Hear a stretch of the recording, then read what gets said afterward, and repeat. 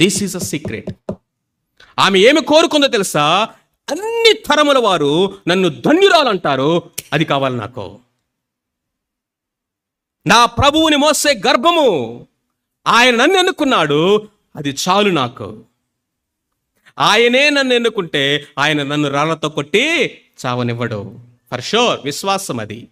శ్రమలంటారా, అవమానం అంటావా, అందరూ వేశ్యను ముద్రేస్తారు, లేకపోతే నా భర్త నన్ను అసహించుకుంటాడు, పేరెంట్స్ ఇంట్లో నుంచి నన్ను చీతరించుకొని బయటికి తరమేస్తారు. ఎలా బ్రతుకుతానో నాకు తెలియదు, కానీ నా ప్రభువుకు మాత్రం బర్త్నిస్తా. నేను ముందు ఉంచబడినటువంటి మహిమను చూసింది, అల్పకాలము ఉన్నటువంటి శ్రమలను ఆమె నిర్లక్ష్య పెట్టింది. మోషే అదే చేశాడు, అబ్రహాం అదే చేశాడు, భక్తులందరూ అదే చేశారు, తల్లి అయిన మరియా అదే చేసింది.